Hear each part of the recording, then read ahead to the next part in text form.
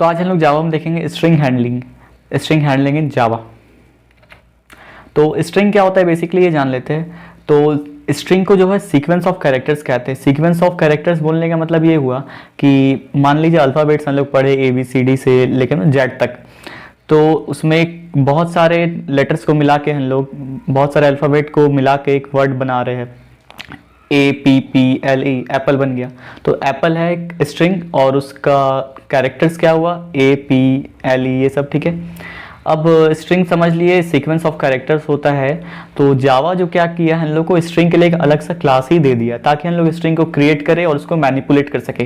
तो Java platform provides us the string class to create and manipulate strings. Okay, string होता क्या है basically? String होता है ऑब्जेक्ट। जावा जो है स्ट्रिंग को ऑब्जेक्ट की तरह ट्रीट कर रहा है इसमें, ठीक है।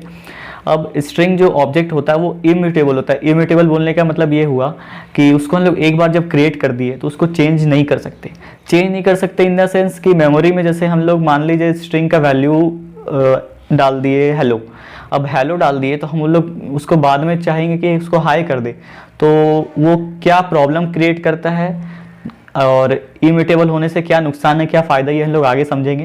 तो बस अभी इतना मान के चलते हैं, स्ट्रिंग इम्यूटेबल होता है। हाँ, स्ट्रिंग में बहुत सारे क्लास प्रोवाइड किया जावा, जैसे स्ट्रिंग बिल्डर क्लास और भी बहुत सारा। तो किसी में ये म्यूटेबिलिटी स्टेट को गेन कर रहा होता है और कहीं पे लॉस कर रहा होता है, तो उससे क्या फ़ायदा क्या नुकसान हो रहा है वो आगे देखेंगे।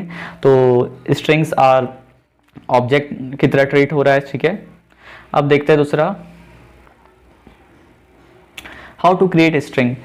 स्ट्रिंग को दो टाइप्स हम लोग क्रिएट कर सकते हैं। कैसे? बाय स्ट्रिंग लिटरल और बाय न्यू कीवर्ड।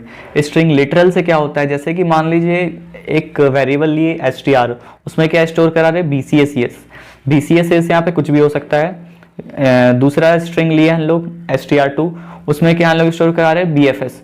तो जब BCS लिए तो एक न्यू इंस्टांस क्रिएट किया, मान लेते हैं उसको S1, तो मेमोरी में किस तरह एलोकेट हो रहा है वो भी आगे देखते हैं हम लोग।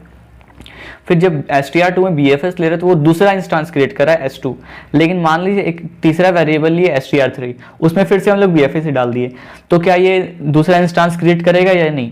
तो इससे S3 क्रिएट नहीं होगा, तीसरा क्रिएट नहीं हो रहा होगा, सिर्फ S1 और S2 रह जाएगा। कुछ अलग वैल्यू डाल रहे होते हैं मान लीजिए तो दूसरा इंस्टांस क्रिएट कर रहा होता है, लेकिन सेम वैल्यू को कर रहे तो इंस्टांस क्रिएट नहीं कर रहा है इन द सेंस कि मेमोरी में फिर से मेमोरी अपना नहीं डाल रहा है, तो मेमोरी का लोड हम लोग का इससे कम होता है और स्पेस बच रहा होता है, ठीक है। अब मान लीजिए न्यू कीवर्ड से हम लोग कर रहे हैं, तो न्यू कीवर्ड से क्या हो रहा होता है, न्यू कीवर्ड हम लोग को यूज़ करना पड़ता है। जैसे स्ट्रिंग str4 एक वेरिएबल लिए, अब उसमें न्यू स्ट्रिंग बताना पड़ेगा कि हम न्यू स्ट्रिंग ले रहे हैं, मतलब न्यू कीवर्ड से यूज़ कर रहे हैं, तो उसमें क्या हम लोग BVS मान लीजिए डालते हैं, तो एक नया इंस्टांस क्रिएट कर रहा होता है S4। मान लीजिए एक str5 किए तो फिर न्यू कीवर्ड यूज़ कर रहे हैं, उसमें फिर से हम BVS डाल रहे हैं। तो अगर हम लोग स्ट्रिंग लिटरल से कर रहे होते हैं और सेम वैल्यू प्रोवाइड करते हैं तो उसमें क्रिएट नहीं होता इंस्टांस दोबारा से, लेकिन न्यू कीवर्ड में क्या होता है, वैल्यू कुछ भी रहे, सेम रहे दूसरा रहे, कोई मतलब नहीं है, हर बार नया वैल्यू मतलब नया इंस्टांस क्रिएट होगा, तो यहाँ पे फिर S5 क्रिएट हो रहा होता है। अब ये मेमोरी में किस तरह से स्टोर हो रहा है वो देखते हैं। तो मेमोरी हम लोग का मेनली स्टैक मेमोरी में ये सब स्टोर होता है। स्टैक में क्या होता है कि जो भी वेरिएबल्स हम लोग लिए str1 से लेकर str5 तक वैल्यू स्टोर करने के लिए, वो सब स्टैक मेमोरी में स्टोर हो रहा होता है। मेमोरी जुड़ा होता है सीधा हिप से। अब हिप में भी दो पार्ट होता है, एक मतलब हिप मेनली, उसके अंदर एक होता है स्ट्रिंग कांस्टेंट पूल। तो जब हम लोग न्यू लिटरल कीवर्ड से बना रहे होते हैं, स्ट्रिंग लिटरल से बना रहे होते हैं, तो उसमें क्या होता है, जो भी हम लोग का इंस्टांस क्रिएट हो रहा है वो स्ट्रिंग कांस्टेंट पूल में जाके स्टोर हो रहा होता है। लेकिन जब भी हम लोग न्यू कीवर्ड से करेंगे तो स्ट्रिंग कांस्टेंट पूल के बाहर और हिप के अंदर, मतलब जैसे कि देख सकते हैं हिप के अंदर ही एक स्ट्रिंग कांस्टेंट पूल एक पार्ट है, लेकिन जो हम लोग न्यू कीवर्ड से यूज कर रहे हैं, उससे बना रहे वैल्यू डाल रहे हैं, तो वो हम लोग का हिप में स्टोर हो रहा है डायरेक्टली, स्ट्रिंग कांस्टेंट पूल में नहीं जाता है। लेकिन लिटरल में अगर यूज कर रहे हैं डायरेक्टली तो वो स्ट्रिंग कांस्टेंट पूल में जा रहा होता है, ठीक है। अब some important operations on strings क्या क्या हो सकता है, स्ट्रिंग कॉन्कैटिनेशन हो सकता है, स्ट्रिंग कंपैरिजन हो सकता है, सब string, length of string etcetera. तो और भी हम लोग इसमें पढ़ेंगे, बहुत सारा ऑपरेशंस होता है स्ट्रिंग्स में, स्ट्रिंग को बनाना, उसको मैनिपुलेट करना, लेकिन हम लोग फिलहाल मेनली जो 4 होता है वो देखते हैं। तो स्ट्रिंग कॉन्कैटिनेशन क्या होता है? स्ट्रिंग कॉन्कैटिनेशन भी हम लोग दो टाइप से कर सकते हैं, चाहे हम लोग कॉन्कैट मेथड यूज करें या फिर प्लस ऑपरेटर यूज करके। तो कॉन्कैट मेथड यूज करेंगे तो कैसे होगा वो देखते हैं। मान लीजिए हम लोग स्ट्रिंग लिटरल से बनाते हैं दो स्ट्रिंग, पहले वेरिएबल ली S1, उसमें क्या स्टोर किए वेलकम टू, दूसरा वेरिएबल लिए S2, उसमें क्या स्टोर किए JRSU। अब हम लोग कॉन्केट मेथड को यूज़ कर रहे हैं ना, तो str1 एक वेरिएबल बनाना पड़ेगा, मतलब कि जब दोनों को मर्ज करेंगे, जब दोनों को कॉन्केटिनेट करेंगे तो वो वैल्यू भी तो कहीं स्टोर होना चाहिए, तो उस वैल्यू को स्टोर करने के लिए वेरिएबल चाहिए हम लोग को, तो उस वेरिएबल का नाम लिए हम लोग str1।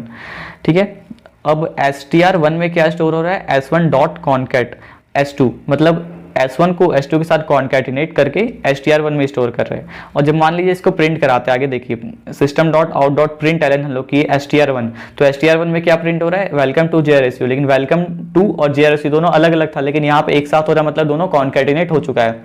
उसी तरह हम लोग मान लीजिए str2 एक दूसरा वेरिएबल बना रहे हैं, दूसरा टाइप से मतलब स्टोर करने चाह रहे हैं हम लोग, तो हम लोग कॉन्कैट मेथड को फिर ऐसे भी यूज कर सकते हैं, जैसे कि हम लोग वेरिएबल पास करें या डायरेक्ट स्ट्रिंग ही पास कर दे। जैसे फर्स्ट केस में हम लोग क्या किए, str1 equals to s1 dot concat S2 की, मतलब S1 और S2 वेरिएबल को हम लोग कॉन्केटिनेट करना चाह रहे हैं। लेकिन इस दूसरे केस में क्या कर रहे हैं, S1 का जो वैल्यू था वेलकम टू और S2 का जो वैल्यू था JRSU, दोनों को डायरेक्ट पास कर रहे हैं कॉन्केट मेथड के अंदर, तो welcome to dot concat JRSU, तो दोनों फिर मर्ज होकर फिर देखिए str2 में स्टोर हो गया, str2 को प्रिंट कराया तो वेलकम टू JRSU आ रहा है। ओके, अब स्ट्रिंग 3 मान लीजिए हम एक str3 क्रिएट करते हैं, उसमें क्या कर रहे हैं लोग, प्लस ऑपरेटर का यूज कर रहे हैं। तो प्लस ऑपरेटर का जब यूज करेंगे तो उसमें क्या होगा, s1 प्लस s2, मतलब कि डायरेक्ट वेरिएबल हम पास करके उसको प्लस कर सकते हैं, या फिर वेरिएबल में जो वैल्यू स्टोर है वेलकम टू और JRSU दोनों को अलग अलग करके बीच में प्लस ऑपरेटर यूज करें तो भी कॉन्कैटिनेट हो सकता है।